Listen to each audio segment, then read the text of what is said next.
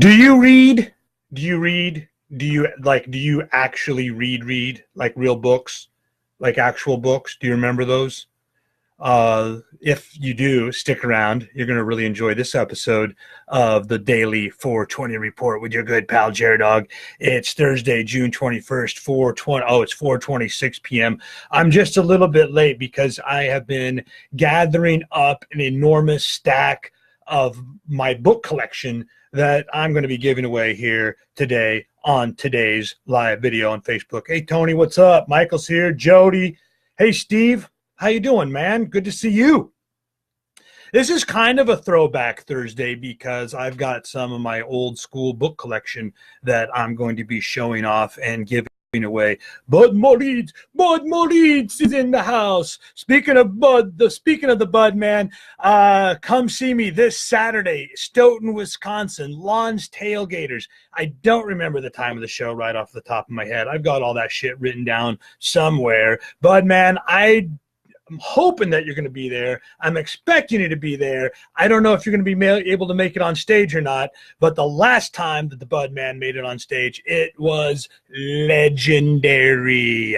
So this Saturday night, I'll be joined by the MC, Jack Wild Herndon himself, the guy who originally introduced me to the Redneck Breakfast, not the Redneck Breakfast Club. That was a radio show that I did in Jacksonville, Illinois.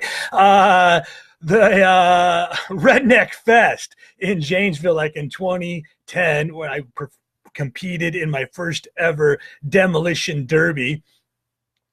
And but also this Friday night, and then the opening act will be Paul Michaels from The Hog. So shout out to Paul Michaels and everybody. If you guys are watching, I know they did some ticket giveaways on the radio earlier this week. So hopefully you want a pair. Hopefully you want a pair and you're bringing some friends. I will see you there this Saturday night, Stoughton, Wisconsin, Lawns Tailgaters. This Friday night, Albia, Iowa, at the Fraternal Order of Eagles, the Eagles Clubs. I love doing Eagles Clubs. We packed them in last Saturday night in Rock Falls, Illinois for the He Said, She Said comedy show. This Friday night in Albia, Iowa, it'll be the jer-dog, one-man, 90-minute, irreverent, improvisational, no-holds-barred bar comedy act. So spread the word. Albia, Iowa, my neck of the woods, my stomping grounds. I love doing shows in Iowa because I can talk about things that I normally don't get to talk about, material that I don't normally get to do because they don't really understand it in other places that I go to all across this great country of ours. What else, man? That's about it. Oh, next week I'll be doing a show also, Iowa City, Iowa, Eagles Clubs there with my co-star Nathan Tricky Allen and the Dirty Jokes and Magic Trick Show. And I'll be heading back to Janesville for Schulte's Compound. That's going to be pretty wild next Thursday night. And then I team up with Katrina Brown and the He Said, She Said comedy show in Logansport, Indiana, next Saturday, June 30th. At the Bungalow. So that's it. Show dates out of the way. We've got a nice big crowd joined in right now for my live video blog, The 420 Report. Jennifer, Tanner, D, Dukes, Bill. Who else is here? Ashton, what's up, buddy? Go out to the Junkyard Bar and Grill. Barnum, Iowa. They've got a whole lot of shit going on. And also, you want to hit them up with a friend request or a like or a follow over there on the Junkyard Bar and Grill fan page. I'll put a link to that because Ashton does a lot of cool live videos of their Tuesday night open jams. And whenever I'm able to check those out, they've got some really killer shit going on. So you want to check that out. I'll put the link in there below. But thanks for tuning in, guys, for being here for the 420 Report. I don't know if anybody ever reads anymore. I don't know if anybody reads. I try to read like 2 books a week, all right? And I'm not bragging about that. It's just that's how freaking boring things are here in central Iowa. This isn't exactly the hotbed show business capital of the world, all right? So a lot of my days are spent at like a hermit down here safely ensconced in my basement man cave. I don't like using that phrase either, the phrase man cave. It used to be the whole goddamn house was the man cave. Now what do we get? We get the basement or we get the garage. But I digress. It's been raining. It's been pouring. Actually, for like the last 5 days here, we are experiencing possible flood situations, which reminds me of my graduating year of high school, 1993, the first year that I got started doing stand-up comedy on a dare from some of my friends. And it flooded out, like it completely flooded out. And we used to, I remember I worked at Adventureland. See, you see the dog right back there. That was the costume that I wore. Henry the dog as the mascot at Adventureland theme park in Altoona, Iowa, which is how I got the name jer-dog. You know, I took the costume to college with me that year, wore it around to parties. It was a great way to get girls, by the way. And that was back in before the hashtag Me Too era. Thank God. And in any case, I've got a book collection here for you today that I want to give away. So if you have any readers, I don't know if there's anybody that's still a reader out there. I don't know, man. I scroll down my Facebook timeline and I see a lot of people arguing back and forth about politics, and inevitably, whatever side you're on, this isn't about politics. I don't care if I'm a Democrat, I'm a Republican, I'm a this, I'm a conservative, I'm a liberal, I'm a this, I'm a that. Whoever you are, whatever group you fit into, I always see the same thing going down in the middle of one of these arguments. Someone will, like, invariably, they will throw out the comeback, such and such, such and such. How do you not know this? Why don't you open a fucking book? Right? That's always the recommendation. Try reading a book. You know, try reading any book on, you know what? Try recommending a book. How about that? Like, if you're so damn smart, try recommending a book. You know, that might be a little bit more helpful than just screaming at each other about whatever your political viewpoints are on social media. You know, try reading a book. Try reading a book. Try recommending a book, okay? And I've got a whole stack of books that I'm actually going to give away right now because I ain't going to read these things again. I've read them like a zillion times. I got to go to the library. I got to get new shit. I'm bored, stuck down here in my basement man cave while it's flooding out central Iowa. All I have going on is reading and talking to you guys on a daily live video at 4:20 p.m. and heading out, traveling the country, entertaining alcoholics on weekends, like I will be this Friday night in Albia, Iowa at the Eagles Club, and this Saturday night in Stoughton, Wisconsin at Lawns Tailgaters. Get your tickets now. All right, book number one. I'm going to auction these off. So if you want one, just let me know. Just hit me up with a comment or send me a direct message in Facebook Messenger. And, you know, just like, how about this auction style, OBO, best offer, number one, Jamie Burrows. I hope you're not giving away live. That would be the ultimate prank, dude. Jamie Burrows. It's good to have you tuning in, dude. All right. So this is a guy that we got into just a little bit of trouble back in our college days, talking about a throwback Thursday, man. I should bring out some of the Flying Dutchman prank phone calls that we threw down back in the mid 90s, you know, and this was like, either right after or like right before, like prank phone calls really weren't a thing.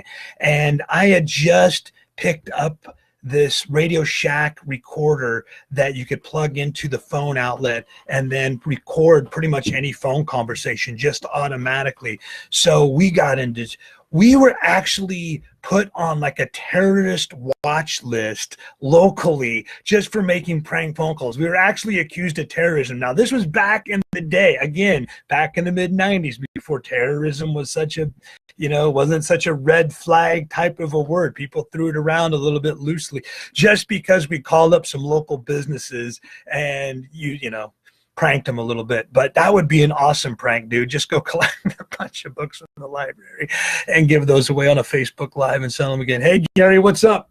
Good to see you again. Summer's been very busy, which is good for my bank account, which is good for my bank account, bad for having time to get on stage. Well, dude, you gotta talk to me a little bit more, and then I can tell you how to blend the two. I can tell you how to make getting on stage good for your bank account. So anyway, hey, and here's another quick tip. Fucking why don't you try reading a book? All right, so number one, this is the Kevin Smith book, My Boring Ass Life, The Uncomfortably Candid Diary of Kevin Smith. And it's basically just a collection of his blog articles over the years that they made into a book form. I'm probably never going to read this again. It was a really good book. I really enjoyed it. It reminded me of my days living in Shore Points, New Jersey, Belmar, New Jersey, when I was doing the Comedy Wild West show out there at Six Flags Great Adventure out in Jackson, New Jersey. And that was also in the mid-90s. Clerks had just come out, and Jay and Silent Bob were like new celebrities back then. And I remember going into Asbury Park and hitting up one of the improv, not the improv comedy clubs there, but like an improv theater, improv space, like a coffee shop. I can't remember exactly the venue, but they did weekly improv jam. And I met Jason Mewes at one of those. So Steve says the Jerky Boys. That's right, man. The Jerky Boys had just come out back then when I got in trouble for doing prank. They made like $1 million doing prank phone calls. I got the cops called on me. Next book up for auction, up for bid. Anybody wants the Rickles book? Don Rickles, one of my favorites. This guy probably could not get away with the type of shit that he got away with back in the day. I don't know if Don Rickles would go over well or not in today's PC culture, today's PC climate, today's PC governed comedy scene. Maybe he would. That's the type of comedy that I like to do, just raw, irreverent, and making fun of the people in the fucking crowd, but you know it's coming from a good heart. That's why Don Rickles was able to get away with it, because you knew he was coming from a good place. You knew that he was just talking shit. And quite frankly, most of the insults that he threw out, quite frankly, they were usually hit pretty close to home because they were true. That's what makes the best comedy, the real life shit, the true stuff. Jamie, you certainly, that was a good one. We have only rice. Speaking of pranksters, Andy Kaufman, Lost in the Funhouse, another very inspirational, man. This is the real honest, well, I don't know, you know, who knows what really happened, especially with this crazy character running around. He did all kinds of crazy pranks, but that inspired me. Back in the day, I first read that book. I was just starting out in comedy, doing a lot of open mics, doing a lot of amateur nights. I've told the story on here before where I was gradually demoted as the house MC over the course of 9 months, from getting paid $50 a show to nothing but free soda and salad bar. And I was ready to quit comedy, but then I read the Andy Kaufman books, and I realized going around and maybe make it a little bit more fun, making it into pranks, going around and trying to throw up comedy shows and scenarios and happenings anywhere and everywhere. There are no rules. Comedy can take place anywhere. A lot of people are like, oh, that would never go over well here. Well, dude, I've done street theater. I've performed on the Jersey boardwalk. I've learned how to do comedy coming up on the streets literally for 10 years doing the Comedy Wild West show 5 times a day. So, you know, that's what you got to do. That kind of crazy shit. Gary Langley chiming in. You know, he's an up-and-comer comedian. That's the thing, dude. You got to think outside the box. You got to find every possible place you can get on stage in your come-up years just to develop your skills, just to get it put in your 10,000 hours. And then it doesn't matter what happens. I see a lot of guys out there right now that are headlining shows that really, they've got a good headline act when they're just allowed to do the 45 minutes to 50 minutes straight through with no interruptions. But you put a heckler in that audience, or you make the lights go out, or the microphone goes out, or the waitress drops a tray of drinks, or some other crazy obstacle happens that they're not quite used to dealing with because they didn't put in their time on the streets. They didn't put in their 10,000 hours, exposing themselves to any and every possibility and then knowing exactly how to handle it. You know, when in my come up years, there were a lot of times, one time the microphone fucking exploded in my hand and I still had to complete the set. You know, rule number 1, always the show must go on. The show must go on. Never show fear. Never let them see you sweat. Never lose your cool unless it's a calculated move. It's all comedy, jer-dog comedy philosophy that's got me through situations where the lights went out and the microphone went out. And you could probably YouTube that. If you're watching right now on YouTube, hit me up with a subscribe. But you can scroll down through my YouTube videos and you can see the time that I was playing in Deadwood, South Dakota at a casino of all places, 400 people in the crowd, lights, mic, everything just boom, right out. All right, next book is Jokes and their relation to the unconscious. You know what? This is by Freud. I'm actually keeping this one. I'm not giving that one away.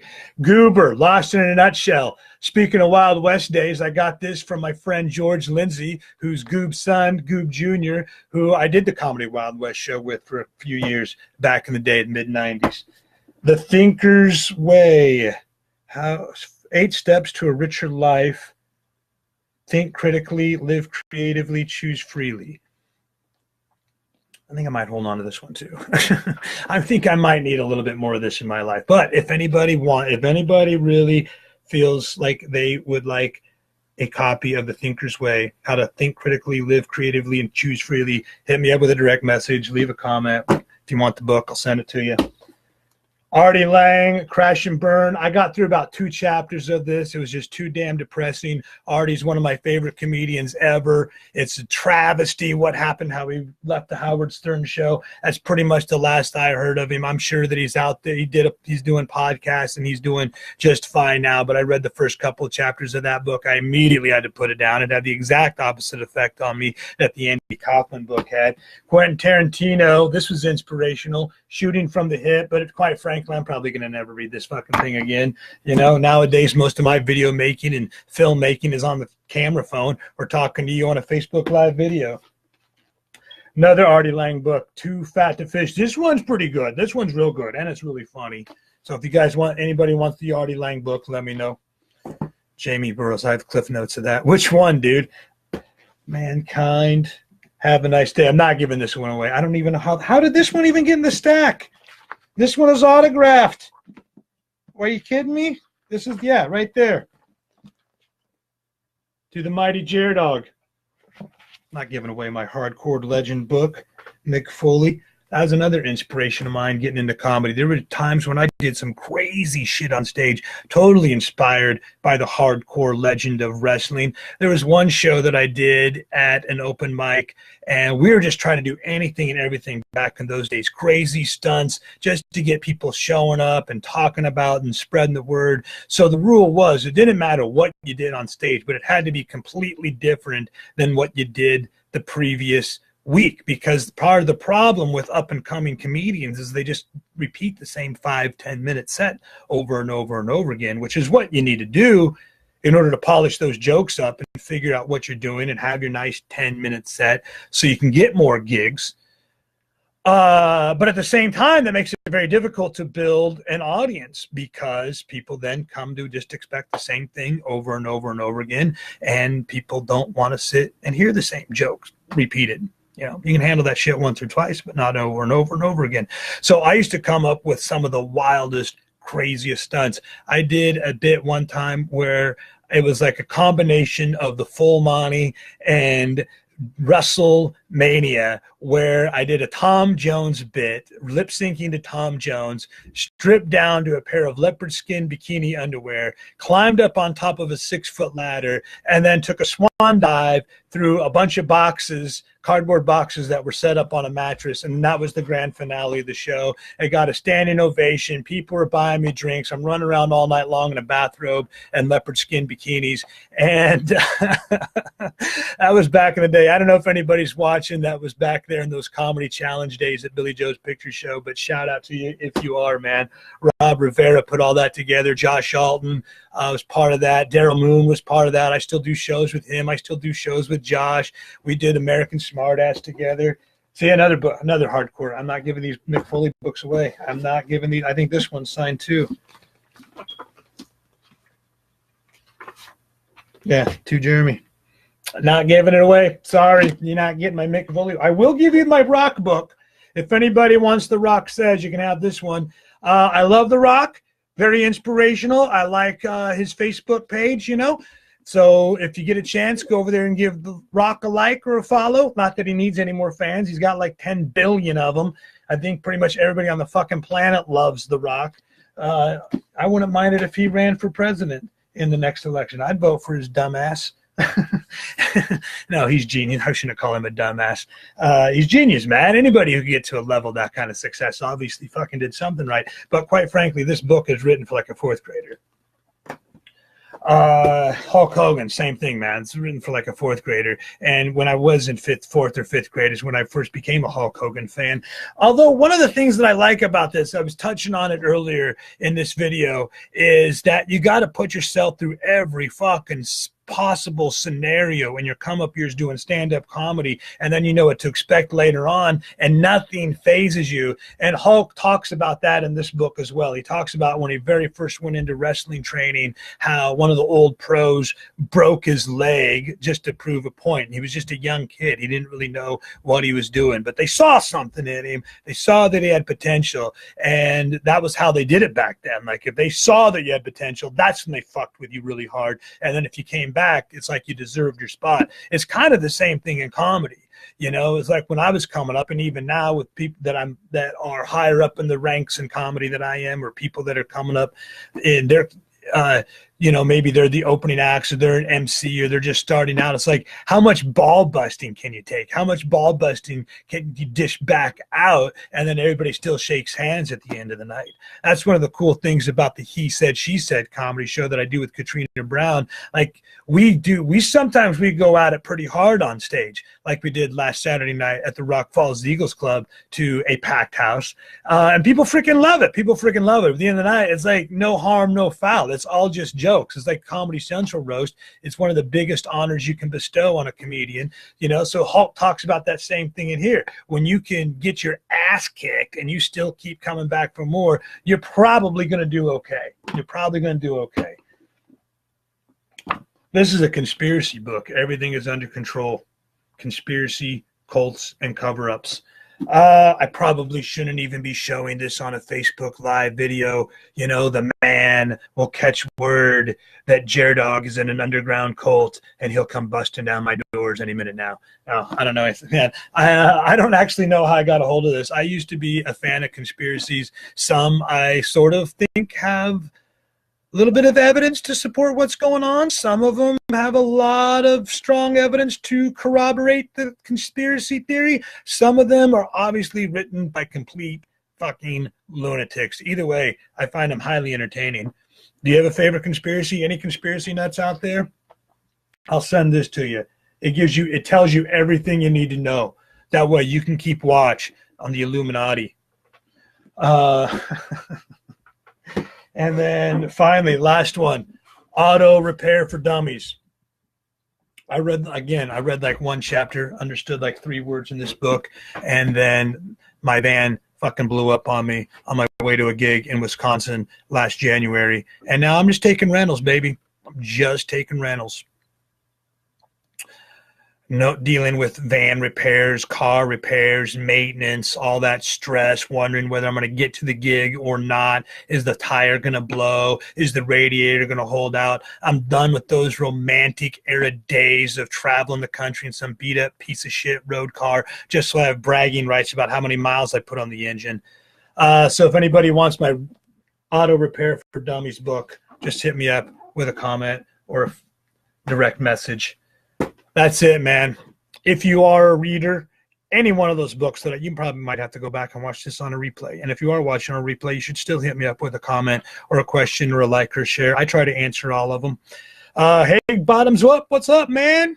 We got to get back there and do another show sometime soon. Jeff Lampton says, I remember when you told me that you thought I could be the Hulk Hogan of comedy. Yeah, you know, you've got that raw intrinsic talent that just makes people want to watch you. You just got to be like Hulk. You got to have the discipline to polish that shit up and, you know, dust off some of that edge and then get on stage. And like I said, you know, rule number 1, only use your cool if it's a calculated move. Jamie says, I remember when he told me I could have been the Rock of Crochet. Jeff, I just picked up a copy of Auto Asphyxiation for Dummies. This is my favorite part, when people in the comments start going back and forth on my video. Hey, Donovan, what's up, buddy? I just showed off Goob's book. If you're still watching, you know, the Goob Jr.'s dad giving away that book. I read it once. It was pretty good. It's pretty funny. Probably never going to read it again. Goob, but if you're watching, shout out, man. Thanks. And thank you guys, everybody else. I got to scroll all the way up this. Jody, man, too bad I didn't get to see you in Bay City, but hopefully we'll get to do another show there soon at AJ Bailey's. Tony, Michael, Jody, Steve Cypress in the house. Good to see you, man. Bud Moritzi, Derek, Ashton, Nadia, Jennifer, Jody, that's Jody again. Tanner, D, Troy, Bill, Don, Katrina Brown. I was just talking about you too. If you want, I know you're a reader. If you're not a reader, this is probably still an interesting live video. You got to see an old school thing. You got to see a relic. You got to see like an archaeological relic. Remember those? Remember books? Remember when they were actually like printed and bound and had like these things called pages? Remember? Now it's all just PDFs on screens and you swipe left or right. But I'm giving away these ones, so if you want one, let me know. Hit me up with a comment. Hit it. Whoo! I can barely talk anymore, so it's time to wrap this fucker up. Hit the share button, comment, question. I'll get to all of them in just a second. Steve Cypress, thanks for the free entertainment. You're jer-dog. Hey, you're right. Free entertainment and knowledge coming your way. That's what you get here on the 420 Report with jer-dog. It's not just entertainment. It's not just education. That's what it's not just entertainment. It's not just education. It's edutainment. I'll be back on Monday with another live video at 4:20 p.m. or as close as possible. This weekend, I got to head down to Albia, Iowa, my stomping grounds for a show at the Eagles Club. That's tomorrow night, June 22nd. Get your tickets now. I'll put all the information in the description above as soon as I wrap up here this Saturday night. Stoughton, Wisconsin at Lon's Tailgaters. Next Friday night, Iowa City, Iowa at the Eagles Club with Nathan Allen in the Dirty Jokes and Magic Trick Show. And Katrina Brown, who is checking in as well on this Facebook live video, will be joining me next Saturday night, June 30th in Logansport, Indiana at the Bungalow for the reunion of the He Said, She Said comedy Battle of the Sexes. Whoo! That's it for today. And that's me letting out my biggest, loudest Ric Flair woo that I possibly do. See you on Monday. Dog bless America.